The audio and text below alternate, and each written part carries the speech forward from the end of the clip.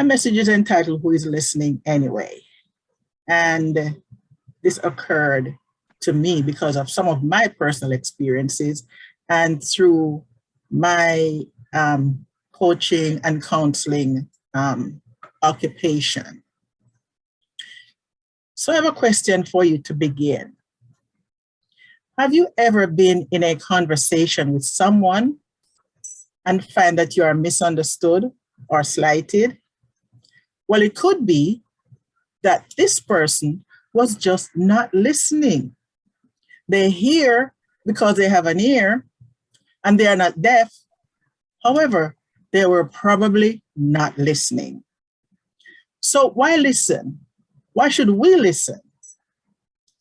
We listen because good listening is a top secret to being in a fantastic relationship. I have seen or heard this description of listening somewhere.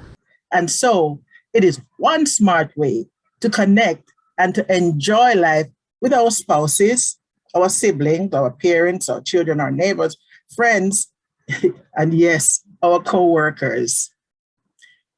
In the book of Job, there is a brilliant description of what could be termed blind listening. So the scripture dramatizing this compelling story of this super rich man in his community called Job. He was married, he had many children, he was very, very successful. However, after he was tested, he lost everything he owned, including his land, his children, and he even almost lost his own life. The scripture said his flesh was falling off his body.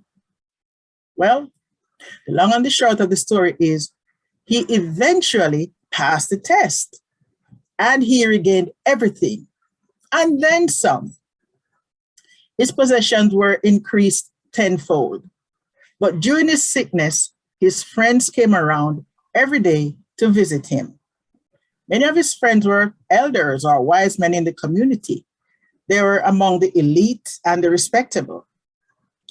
And among his visiting friends was a young man by the name of Elihu.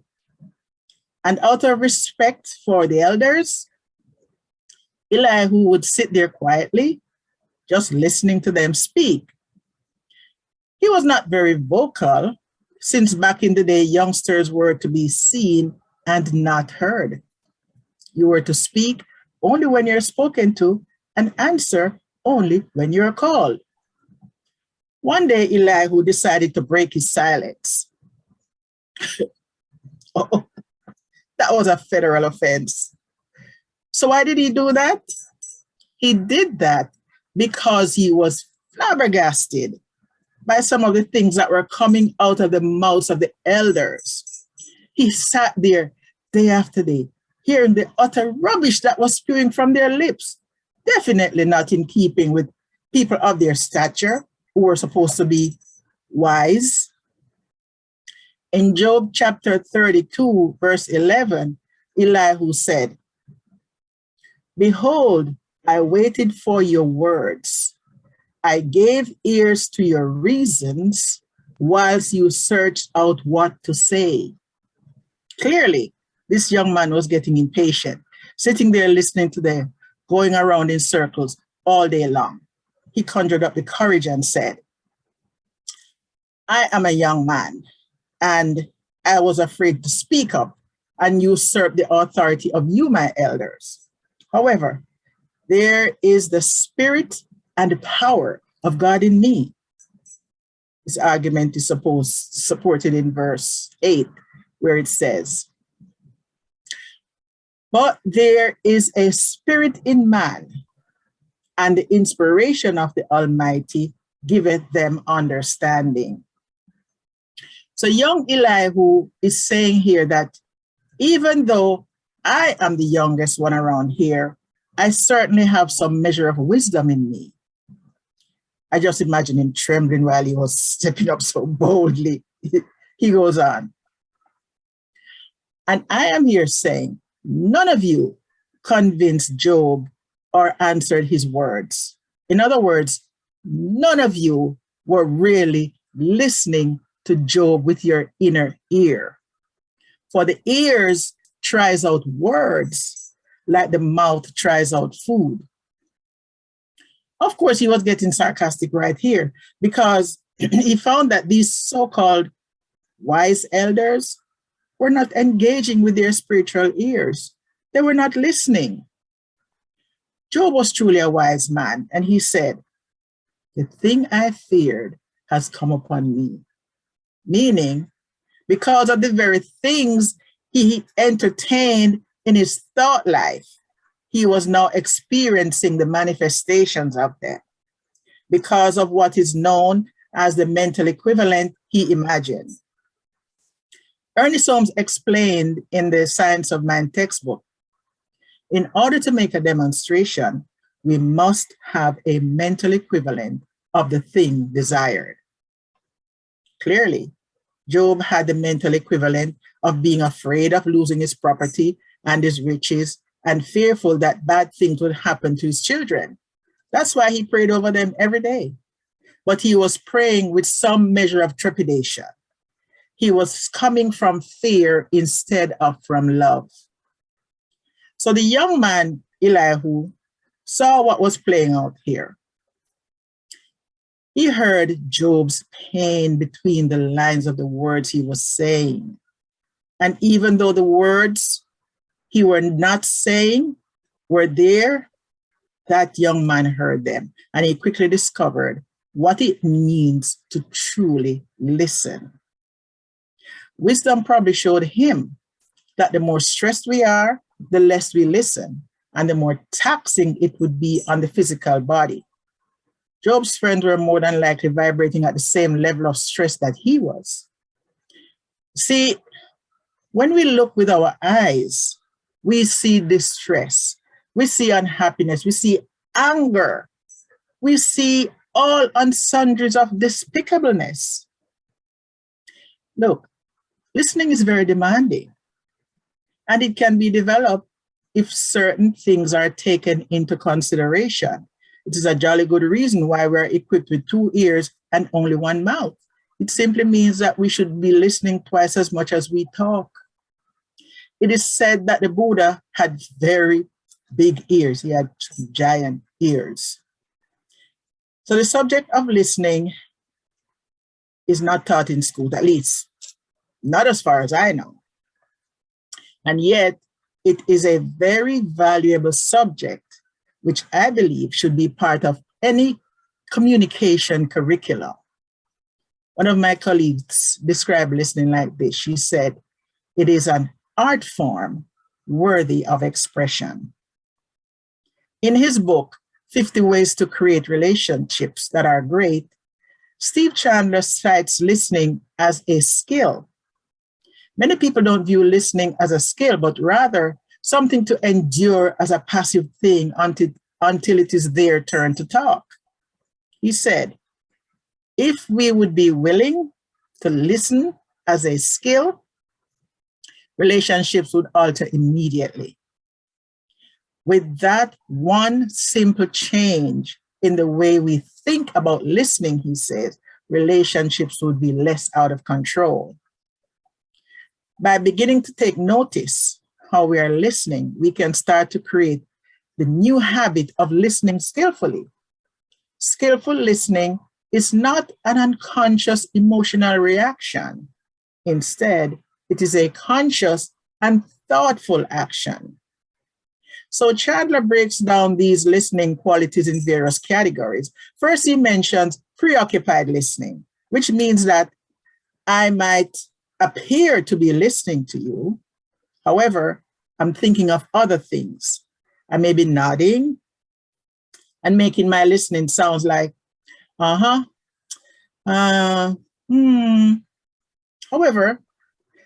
I'm listening more to my internal dialogue rather than listening to you. One songwriter said, my body is here with you, but my mind is way on the other side of town. Before COVID, I would get together from time to time with my colleagues from Jamaica. And most of the times we would be talking about Solid Bonds Friendship Club, That was my first official ministry work back in Jamaica many, many years ago. And somewhere in the middle of the conversation, I would go away. I'm not conscious of when my eyes shifted away from my friends. And I am on the beach in the grill. I'm at Duns River Falls. I'm having roast salmon, fried fish on the street side. I'm downtown Kingston shopping. Yeah, I was gone.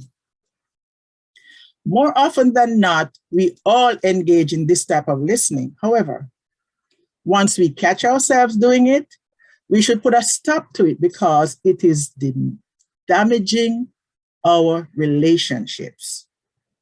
It is a kind of listening that disrespects and demeans the other person in the conversation, and they may go away feeling vaguely dishonored. Chandra pointed out that preoccupation is the culprit of conscious listening. It has a diminishing effect on all we wish to achieve as a result of having the dialogue. Next, Chandler cited what he termed prejudged listening. The word prejudge has its roots in prejudice. It is essentially acting prematurely, acting on our opinions only, and judging something before any evidence is presented. It therefore can be seen as a mental mistake and adds prejudice to our listening. When we listen prejudicially, we are judging what the other person is going to say long before they even say anything or do anything, leaving us with reasons to entertain feelings of trepidation. Once per month, my granddaughter's teachers organize and run a mini marketplace for the children to experience buying and selling in a way to develop their faculties for commerce. They earn real fake money by building up points from answering challenging questions in class throughout the month. And at the end of the month, they get their money in hand to spend. So they walk around shopping with their little shopping carts, filling them up. Then they'll drop their money in a designated bowl that serves as a cash register. On reaching home one day after the shopping spree, my son received a call from the teacher saying, Imara did not pay for the goods that she went home with. And so, on serious investigation, being the lawyer that he is, my son discovered that Imara had placed all her money inside the designated bowl without even waiting for her change. She went dashing off in a hurry because she did not want to be reprimanded again for being late to be picked up. So after a few embarrassing apologies, the teacher acknowledged her own prejudgments for laying accusations before checking the facts. So prejudicial listening is one of the causes of relationship breakdown because a filter is already set up in our minds when we are expecting a conversation or an event to go a certain way. So Tara Brach asks these questions. How integral is listening to our lives? Is there someone that you know who you would say is a really good listener? If your answer is yes, what qualities would you say characterizes good listening? Is it care? Is it touching? Or is it interest? If you're looking with your ears, then you would say yes, and you would be right, since it includes all the above. Good listening certainly requires focus, attention, interest, caring, as well as connecting and knowing with your heart, your soul, and with your spirit. Deep listening brings our intention into the moment. So we could ask ourselves, what is it that we intend to receive from an interaction in the present moment? And Spirit will answer by showing you how the other person needs to be listened to. In other words, how they really want to be heard. So, are you listening to the nudgings of Spirit, like and elbowing, so to speak, saying, hey, look this way, or listen up here. Chandler proceeds to pull us forward into a positive state and into broader awareness, which is exactly what we need to help us expand our capacity to sharpen our listening skills and strengthen us on the inward parts. When we can sit and really listen to each other, it creates an immediate bond, the kind of listening that he refers to as engaged listening. This is what the young Elihu was doing, and the elders were not. In this format of listening, we are listening with all we have. We listen in a way that honors the other person. When engaged listening is practiced, it becomes easier and easier to bring ourselves back if we stray and refocus during the conversation. So here's the thing. Each time we bring ourselves back, we can engage and listen with good follow-through on the trend of the conversation, not just ahs and and okays, but with real interest in the subject at hand. Look, Job's friends could not hear him. Neither could they hear Elihu. When we are engaged and focused, it becomes far easier to listen with compassion. Thich Nhat Hanh says, when we listen deeply, that is, focused and engaged, we tend to see more clearly, and compassion eventually emerges. When we listen with compassion, we are better able to understand far more than we would if compassion were not present, making it easier to follow through with mindfulness and how we speak to each other. Remember, compassion is kindness, it is warmth, it is understanding, it's gentleness, it's tenderness, it's actually a display of leniency and brotherly love. Listening with compassion is at the root of love. It's at the root of joy. It's at the root of peace and happiness. And so we listen as an act of love. I'm listening to you because you are important. When I'm listening from a space of love, I'm giving the other person a gift just by listening compassionately to what they have to say. When we make the focused effort to listen with deep compassion, even when we are experiencing our own troubles and situation, the compassion will soothe us and bring us back to a space of love. So for a few months now, I've been reveling in this new occupation, this new position at my job, where my main role is to match clients with patients and the caregiver and to the right nurse aide. And what I'm discovering is that listening is a huge part of what makes for success in this position. When I tune in, so to speak, with the clients, and I tune in again on the other side with the aides and the caregivers, I realize that I have harnessed this unique opportunity to bring everyone to the middle and create a space for more compassion. So yes, we can learn to listen. Chandler continues with his reconditioning. He says, once we get the idea that we should be engaged in the listening process and embrace listening as a skill, we can become very creative as to where our thought process goes and how easily we can guide our attention. Creative listening asks that we stay focused to what is being said, to build our words on it, and not just fly off when we catch on to a word or phrase that means something else. Listen with a save button attitude in mind. When you try to remember what the other person is saying to you, it is easier to reply using some of the words the person was conveying, showing that you were in tune with the conversation rather than jumping to what interested you instead. We could create something mutually enjoyable from the whole scene. Combining my words with yours makes for an even greater connection. Chandler recommends that before engaging in a conversation that you plan to have with someone, ask yourself this question: how can I make a difference with this person I'm listening to. And if I am placing myself in the difference I can make in a person's life, I do not allow my attention to be diverted to outside events. And this is a question I have been asking myself over these past months. How can I make a difference with this caregiver?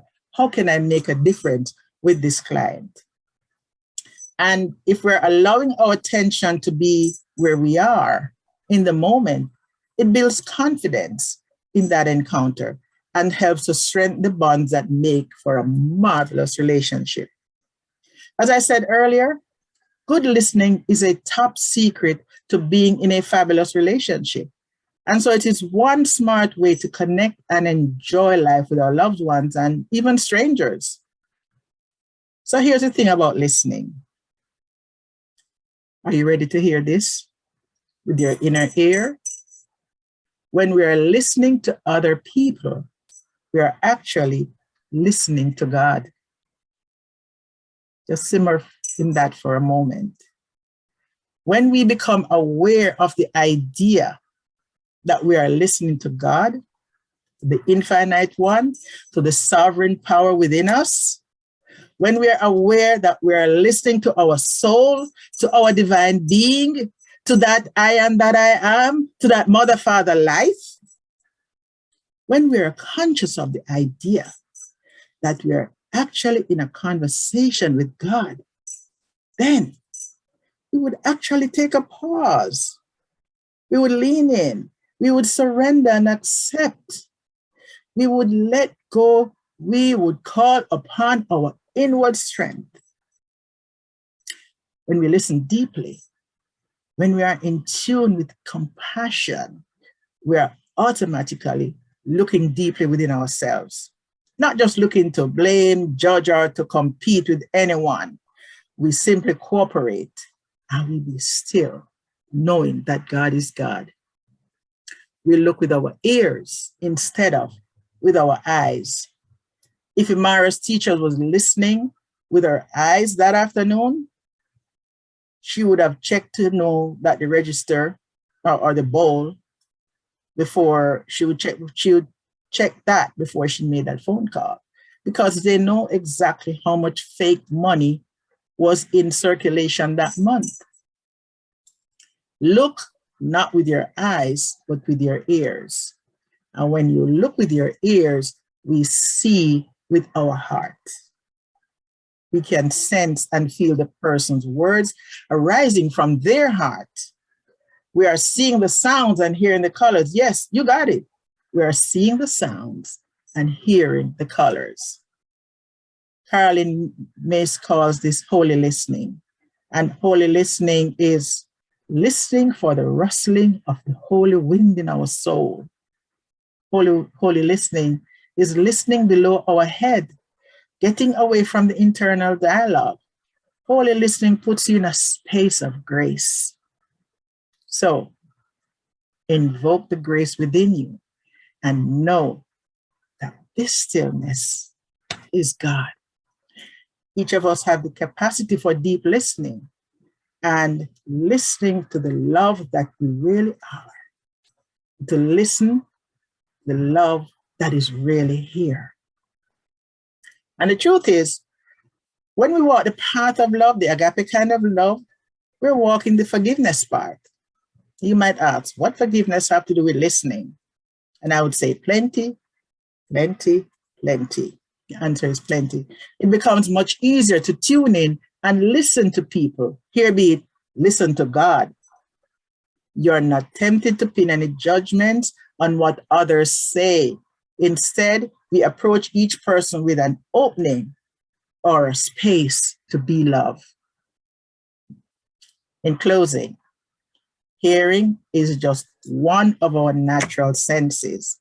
However, when we are truly listening, your whole body is engaged, not just your ears, but with your eyes and with your heart.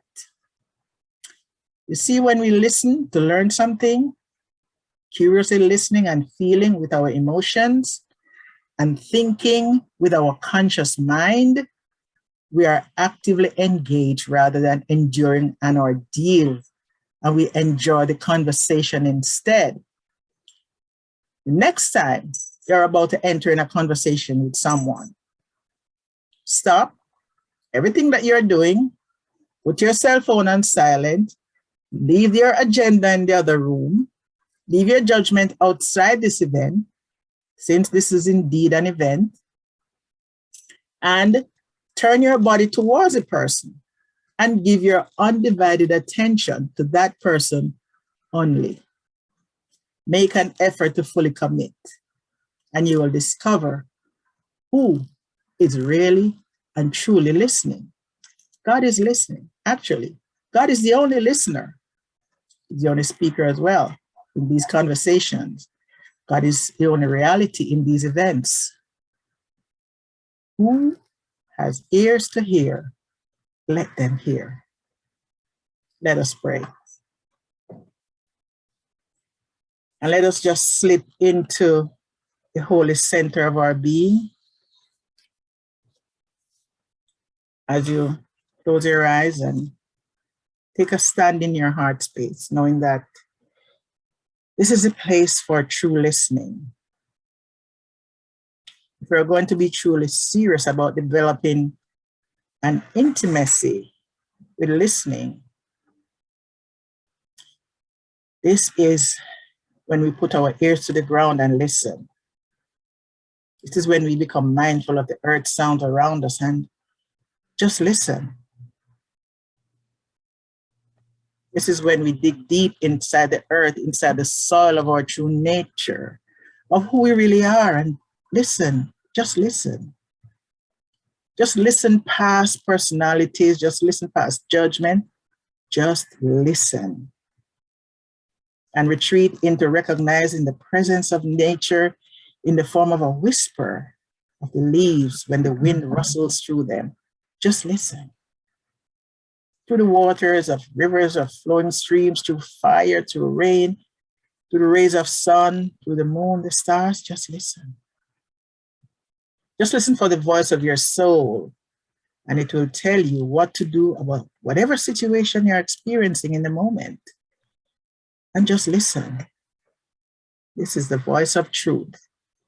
And if you keep listening for your soul's direction and allow this voice of truth to guide you along, you will be guarded on life's pathways in all ways.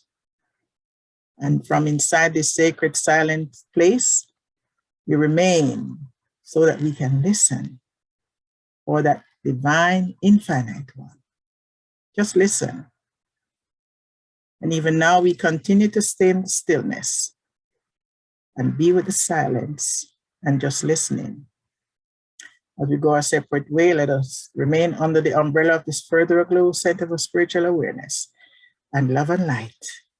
Wiggle your fingers, wiggle your toes, signal into your subconscious mind that you're back in your body.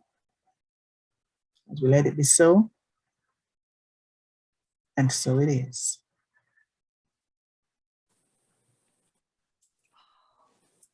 And so it is.